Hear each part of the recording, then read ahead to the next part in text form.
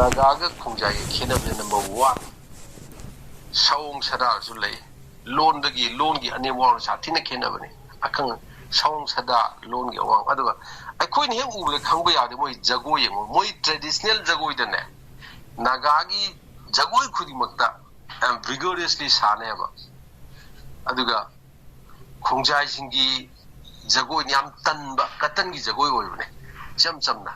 Hoi, Pironda, Kenable, Pirondic, Amuzi, Kunjai, Amuvayam Pami, Amuvayama, Amugi, Bizayam Batobone. A Skynuma lag out, I do them at the Mangan, Canada, the TVs, the Matamango discussion to in Audi Maduga, but who out there as how kick Tadoga, Ukizi, Tonton Hire, and Harrow, and Queen. These are all immaterial, inconsequential. Canada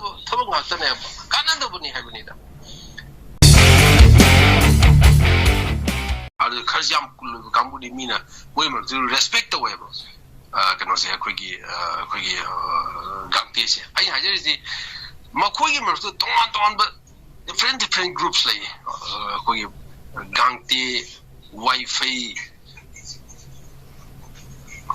Aduna hariba gangti wafi moji like some haibani moi group se ada masing di yam jada khwaidi masing yam di thadou sine sidai lakchari se thadou ji kyam masing yam gi bu ngasi manipur da leiriba wakari haji ke sigi singu ki jo aina hariba akhoi meitai da lan tawriba kambu se manipur da leiriba singsigi saruk tangkhai ma hena I can but Tankam in a day.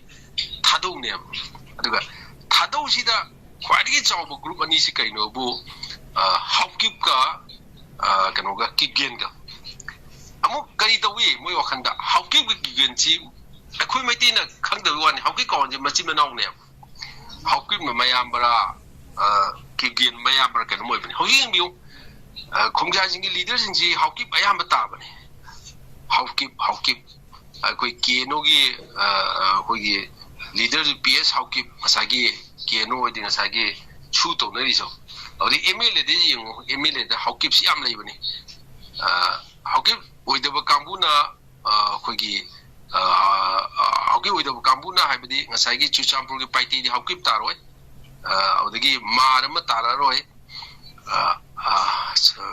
Chuchampur, Paiti, or the then Marsi Parbungji Marnum Cabni, Parbung in a Quigi, Parbung Carica, the region of Carico. Quite Parbung constituency. Adam Margari, Asina Tabate di 80% Tadogi Manune. Tadosida, quite each of a group Anisi, Canano, Hababu, Canoga, Hawkipka, Quigi Canogase, a Quigi. Machimanoxi, how keep Ginga, and he's Machimanogne. I had a lalagadi, Lalem Habiloco, the idea I hide on it. When Manu, I get some tina, my other, some worried hanging hungry when my team of the Kuman quite saw when I'm saying I had it. My team of the quite over the Kuman, quite a missing yamani. So my dog, the how keep Canomata, Tado, the quite over Sagi, he said, Machimanoxo, help open a Machimanoxo. How keep Gigin. Any Maxizu, a quickie arrive in the table. I don't know. How's it get away? Tado, see, cookie, not there, Harizikanano, have a boo, how keep never. How to give cookie me young leaders, how keep never. You go. Land Toriba, cookie leaders who how keep me.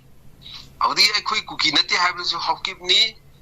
Hybidi, Carino, have a say, Yamna. Political matter ni Habanita. I get tactically, young Bada, Aquina, Matina, cookies, Hakton Lay, Ramina, cookie ni Hydagumsi, how keep in a Koi Hana the Gay, sorry, Tado in a Koi Hana the Gilai, Tado Students Organization, or the Tado in P, cookie in P and Tado. I see another lay, murmuring a saga in Sajagido. 1997, Matumda the Susambuda, cookie, a Paitega Hana do. I cookie have a mumming zip so pam de a quay paitio in a lane. No in a yam hands a lugger de coise, Nagani Harakaduni, अखोई new Nagani काई तौखलक्तन अनोप कनोने मतम तौबसे अदा मखोई culture मदी कइनोबो खोंजाई जिंगी culture जे कइनो मोइदी मतलब इसे मतलब से मसा इंटरेस्ट याम येंगेबो हौजिक थाजबियु को हौजिक कुकी गा मैतेई हानरी ना हौजिक से को मखोई इंटरेस्ट फंगनी हारगदी मखोई जे बार्गेन तौदी याबने somehow you can bargain with them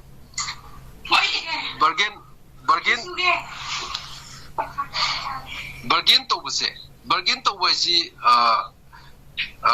kari haisige akoi hainab leiko maitai singna haiba leini naga sidi hairadi nungatek pa samba yadabne maitai alam na hainaba nungatek pa samba yadi haibado adu naga da thokpani ko naga di once haiga hadoni yagandabani aduga khongjai di you can bargain with the khongjai situation ya de khongjai bargain to we have so mo ke leibne mohogi social values ya dunia yam bargain to ba moigi diplomatically yamna moi satpane aduga adugi diplomacy adugi bargaining kan to buse nagana straight organ ba adi ji kenam su leibani ko adura ngasi khongjai na leiba idea khoi mete na khongjai adu khongjai je khoi na haibi wani kanam tan ngasi khongjai ko de adu WMC je khoi na khongjai na am tun sin na bani maram di kana khoi understanding do ado kana mo khangda mina asna khongjai haraga de thaini ari bane nate khongjai da ari ba no wife lete kuki da ari no moina lai je 18th century de lak bani lore that's all ado ngasi 18th century de lak ba mo khoi di immigrant ni je sahi chani mamang da la su immigrant hadi masamak natra su mai mapa mapu di immigrant children of the immigrant haitara na hoje america ji se country of immigrants harin america lamhong gu mayam europe ti mayam chalaga akoigi ganoda america da khundari ne abuna country immigrants harin aduni adi even india da one cell tribe kamgu si indigenous ni aduga immigrant cell tribe ya de ngasi aryan sing leriba kano sing si immigrant ni hadana aryan namata kano oide na ko st claim to we are na adi aryan sing ji somewhere middle east europe tagi hokim sei lisima to ki magda bhim arjun gi sagai si hokim ni sine ba si adi bhagwan krishna wa so no hopuni sine ba si hindu gi kano ni ko moi gi kano ni indian ning kano na na ai khoi ngasi kano ina laiba indigenous laiba maitai ga naga ga natana ngasi laiba akoida lan toriba khongjai singsina makhoi di achoba wave after wave ni moi laiji ado ton ba maming di sagai di ton sagai di ujar ga jo maitai ju sagai yam nei do mai do na la ga jo makhoi singsi gi characteristics ke no chamane mo gi channa kanglon social value kam khena da bane kitang hendong din le ba kem khena lon ju loina fauna gangti ge su paite ge lon fauna ni thadau ge su paite ge lon fauna ni fauna da bam ta leite even mijo bo fauna mijo na kitang hoi mijo na kitang ka don dang chang kitang thaidok tain khari changi ado atai di loi mane mo jau jang loi mana bani aduna sigi marak sida akhoi gi hanakta akhoi di khongjai akhoi di kanoni thadau ji kanoni akhoi gi kuki nate hai si machin manao yam pokpada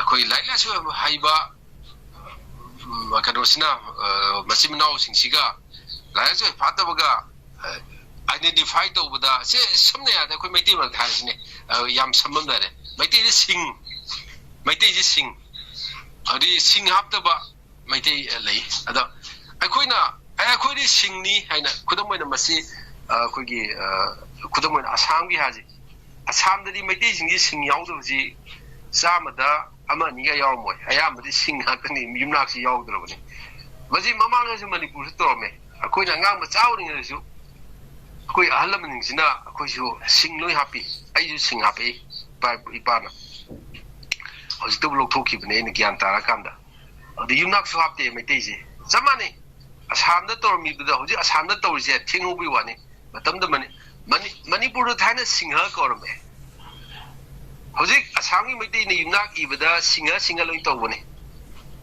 akhoi gi hijacker mayam do ade akhoi gi dalung ti thugai ne to hijacker sing maming loi singha loi ta bane sinabagi shor singha sanjeev singha adu sing loi ta bane ꯑꯗꯣ ꯃꯃꯥꯡꯗ ꯃꯩꯇꯩꯁꯨ ꯇꯧꯔꯝꯃꯦꯕ ꯃꯅꯤꯄꯨꯔꯗ ꯇꯧꯔꯝꯕꯁꯦ ꯑꯩꯈꯣꯏꯅ ꯄꯤꯛꯏꯗꯐꯥꯎ ꯇꯧꯔꯝꯃꯦ ꯑꯗꯣ ꯑꯀꯣꯟꯕꯗ ꯍꯥꯗꯨ ꯂꯧꯊꯣꯛꯈꯤꯕ ꯑꯦ ꯂꯧꯊꯣꯛꯑꯒ ꯁꯤꯡꯗ ꯑꯃꯨꯛ ꯍꯥꯏꯈꯤꯕꯅꯦ ꯑꯁꯤꯁꯨ ꯑꯣꯟꯊꯣꯛꯄꯅꯦ ꯌꯨꯝꯅꯥꯛꯁꯨ ꯑꯗꯨꯉꯥꯏ ꯃꯩꯇꯩ A B C ꯑꯗ ꯑꯩꯅ ꯆꯍꯤ 20 ꯃꯃꯥꯡꯗ ꯑꯩ ꯍꯥꯏ ꯌꯨꯝꯅꯥꯛꯄꯨ A B C ꯂꯩꯕ ꯅꯠꯇꯦꯗ ꯌꯨꯝꯅꯥꯛ ꯁꯦꯡ ꯍꯥꯏꯁꯤ ꯀꯩꯗꯧꯔꯒꯦ ꯌꯨꯝꯅꯥꯛ ꯍꯥꯏꯕ ꯏꯀꯥꯏꯕ꯭ꯔꯣ ꯇꯧꯕꯗꯤ ꯃꯩꯇꯩꯅ ꯌꯨꯝꯅꯥꯛ ꯏꯈꯤꯗꯕꯒꯤ ꯃꯔꯝꯕꯨꯗꯤ ꯑꯆꯧꯕ ꯃꯔꯝꯕꯨꯗꯤ ꯀꯩꯅꯣꯅꯤ ꯑꯩꯈꯣꯏ ꯙꯔꯃꯁꯤꯅꯅꯤ ꯃꯇꯝꯗꯨꯗ ꯑꯩꯈꯣꯏꯅ ꯑꯥꯔꯌꯟ ꯑꯣꯜꯂꯦ ꯑꯩꯈꯣꯏꯗꯤ ꯍꯤꯟꯗꯨꯒꯤ ꯀꯩꯅꯣꯅꯦꯅ ꯑꯣꯜ ꯃꯇꯝꯗ ꯑꯩꯈꯣꯏꯒꯤ ꯒꯨꯔꯨꯖꯣꯟꯁꯤꯡꯁꯤꯅꯗꯤ ꯍꯥꯏ ꯅꯪ ꯅꯃꯤꯡ ꯀꯔꯤ ꯀꯧꯏ ꯑꯗꯣ ꯃꯃꯤꯡꯗꯣ ꯍꯥꯏꯕ ꯃꯇꯝꯗ ꯅꯪ ꯅꯃꯤꯡꯗꯣ ꯃꯈꯥꯗ ꯁꯤꯡ ꯍꯥꯞꯀꯗꯧꯅꯤꯀꯣ ꯑꯇꯩꯗꯤ ꯍꯥꯞꯇ꯭ꯔꯁꯨ ꯌꯥꯔꯦ ꯍꯥꯏꯅ ꯁꯤꯡꯁꯦ ꯍꯥꯞꯍꯟꯈꯤꯗꯕꯅꯤ ꯃꯔꯝꯗꯤ ꯑꯩꯈꯣꯏꯒꯤ ꯃꯤꯡꯁꯦ ꯆꯥꯎꯈꯠꯇꯕꯅꯦꯅ ꯂꯧꯋꯦꯕ ꯃꯩꯇꯩꯒꯤ ꯌꯨꯝꯅꯥꯛ ꯁꯥꯒꯩꯁꯦ ꯄꯨꯊꯣꯛꯄꯁꯦ ꯆꯥꯎꯈꯠꯇꯕꯅꯤ ꯏꯀꯥꯏꯍꯟꯕꯅꯤꯗ ꯑꯩꯈꯣꯏꯗ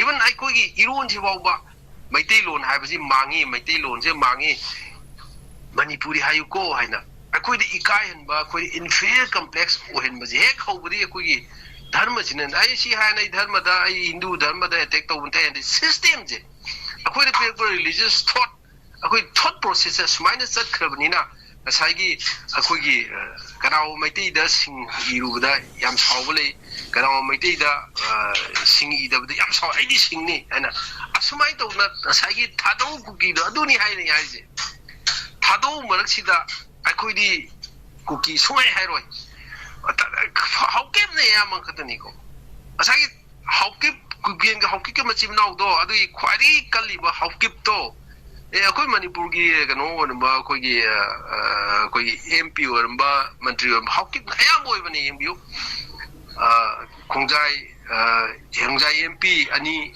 3 ꯁꯨꯈ꯭ರೆ ꯑꯍꯨꯝ ꯁꯨꯕꯁꯤꯗ ꯈꯣꯡꯖꯥꯏꯗ MPꯁꯤ 4 5 ꯁꯨꯔꯝꯕꯅꯤ ꯑꯥꯎꯇꯔꯗ ꯀꯥꯔꯛꯏꯁꯦ ꯅꯥꯒꯥꯅ ꯀꯥꯗ꯭ꯔ ꯃꯣꯏꯅ ꯀꯥꯈꯠꯂꯛꯏꯕꯅꯤꯅꯀꯣ ꯃꯁꯤ ꯍꯥꯎꯀꯤꯞꯁꯤ 2 3 ꯑꯣꯏꯈꯤꯕꯅꯤ ꯊꯥꯏꯅ ꯍꯧꯈꯠꯂꯟ ꯍꯥꯎꯀꯤꯞ ꯀꯥꯏꯅ ꯂꯩꯔꯝꯕꯅꯤ ꯍꯧꯖꯤꯛ ꯀꯔꯤꯅꯣ ꯍꯧꯖꯤꯛꯁꯨꯅꯤ ꯍꯥꯎꯀꯤꯞ MLAꯁꯤꯡ ꯌꯦꯡꯕꯤꯌꯨ ꯍꯥꯎꯀꯤꯞ ꯌꯥꯝꯅ ꯇꯦꯟ ꯍꯥꯎꯀꯤꯞ ꯑꯗꯨ ꯍꯥꯎꯀꯤꯞ ꯌꯥꯝ ꯂꯩꯕꯅꯦ ꯑꯗꯨꯅ ꯍꯥꯎꯀꯤꯞꯀ ꯍꯧꯖꯤꯛ ꯀꯤꯛꯕꯦꯟꯁꯨ ꯑꯗꯨ ꯀꯔꯤ ꯊꯥꯡꯀꯣꯂꯥꯎ ꯀꯤꯛꯕꯦꯟꯒ ꯍꯥꯏꯁꯦ ꯃꯣꯏꯁꯦ ꯃꯆꯤꯟ ꯃꯅꯥꯎꯅꯤꯀꯣ ꯑꯗꯨꯅ ꯍꯦꯛ ꯃꯣꯏ ꯃꯔꯛꯇꯁꯨ ꯈꯪꯅꯕꯅꯦ ꯑꯗꯨꯝ ꯀꯩꯅꯣꯗꯤ ꯍꯥꯎꯀꯤꯞꯀꯤ ꯃꯆꯤꯟ ꯃꯅꯥꯎ ꯍꯥꯏꯔꯛꯀꯅꯦꯕ ꯌꯥꯝ ꯇꯤꯟꯅꯕ ꯈꯪꯅꯕ ꯀꯣꯏꯅꯗꯕ ꯑꯣꯏꯔꯦ ꯍꯥꯏꯔꯛꯀꯅꯤ ꯑꯗꯨ ꯅꯠꯇ꯭ꯔꯗꯤ ꯍꯥꯏꯔꯛꯇꯕꯁꯨ ꯌꯥꯏ ꯍꯥꯎꯀꯤꯞꯀꯤ ꯃꯆꯤꯟ ꯃꯅꯥꯎꯅꯤ ꯑꯗꯨꯒ ꯑꯇꯩꯁꯤꯁꯨ ꯁꯥꯒꯩꯗꯤ ꯁꯥꯒꯩ ꯑꯣꯏꯔ ꯈꯤꯇꯪ ꯂꯥꯞꯊꯣꯛꯅꯕ ꯑꯗꯨꯅ ꯈ꯭ꯋꯥꯏꯗꯒꯤ ꯃꯁꯤꯡ ꯌꯥꯝꯃꯤꯁꯤꯗꯤ ꯉꯁꯥꯏ ꯊꯥꯗꯧꯁꯤꯅꯦꯕ ꯊꯥꯗꯧ ꯍꯥꯏꯕꯗꯤ ꯍꯥꯎꯀꯤꯞ ꯀꯤꯛꯕꯦꯟꯅ ꯗꯣꯃꯤꯅꯦꯠ ꯇꯧꯔꯤꯕ ꯍꯥꯎꯀꯤꯞ ꯀꯤꯛꯕꯦꯟꯅ ꯗꯣꯃꯤꯅꯦꯠ ꯇꯧꯔꯤꯕ ꯊꯥꯗꯧ ꯒ꯭ꯔꯨꯞꯁꯤꯅꯦꯕ ꯈ꯭ꯋꯥꯏꯗꯒꯤ ꯃꯁꯤꯡ ꯌꯥꯝꯃꯤꯁꯦ ꯃꯣꯏꯁꯦ ꯑꯩꯅ ꯈꯟꯕꯗ ꯃꯁꯤ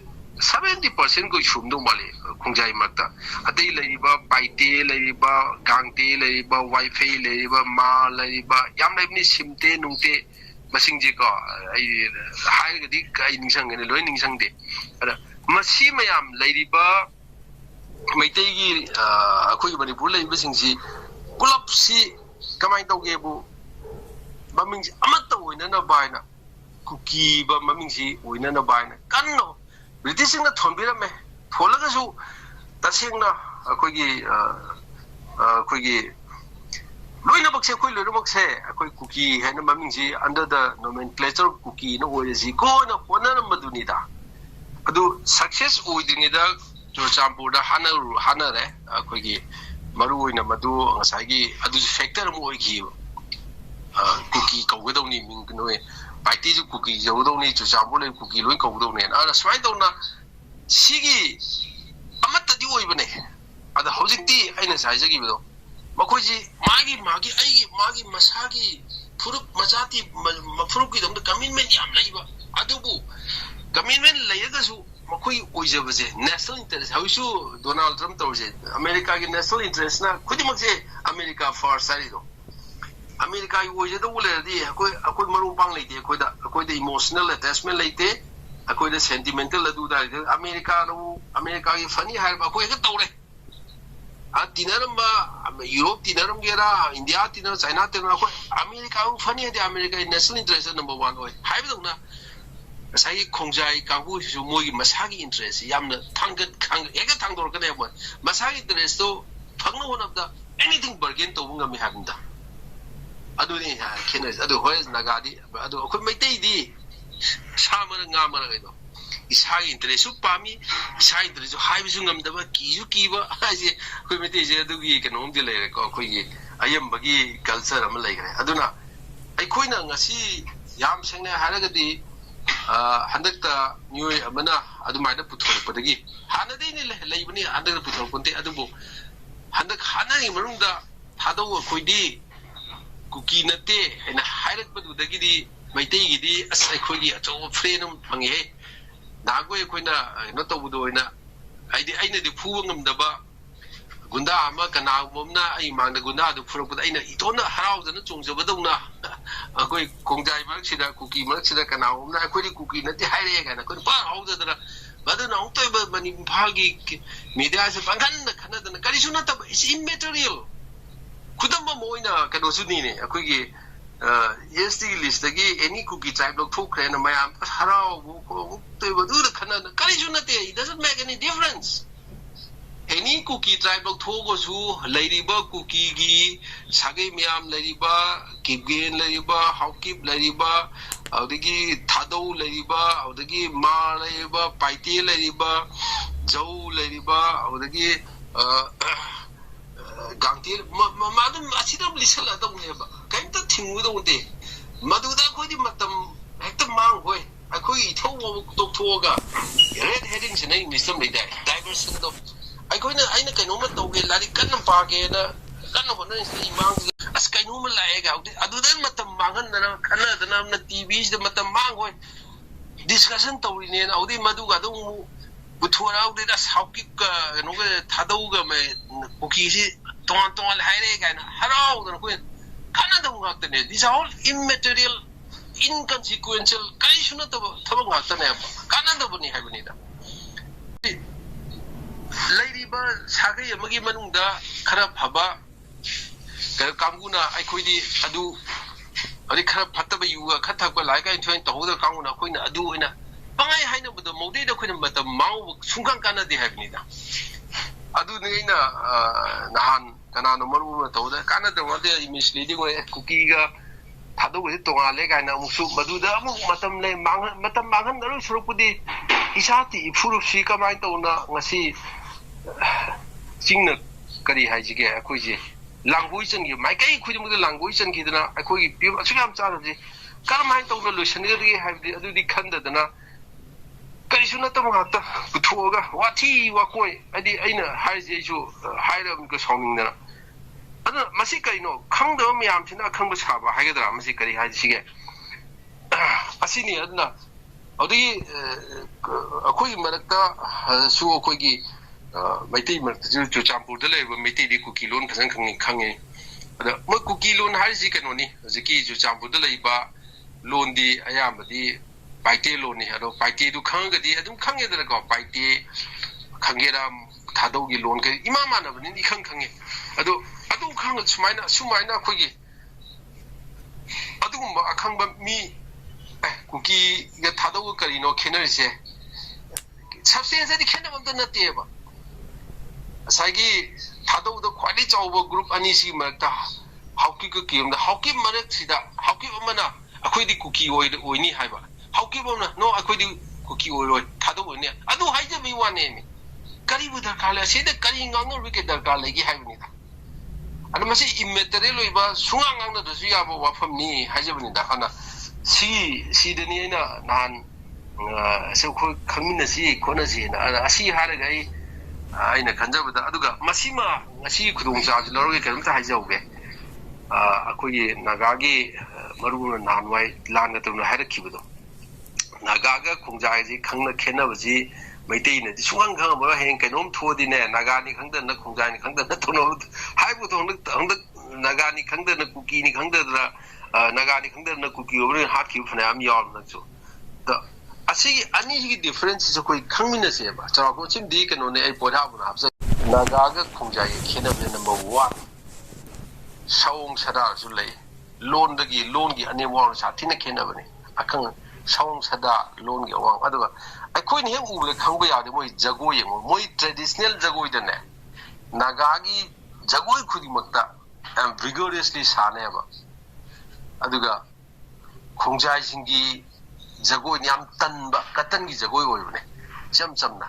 Hoi, Pironda, Kenable, Pirondic, Amuzi, Kunjai, Amuyam Pami, Amubunayama, Amubugi, Biz Dayam Batobune. nagan angang bayam pamre se sini ado anyway ai swaida kana toksinjage loisinjage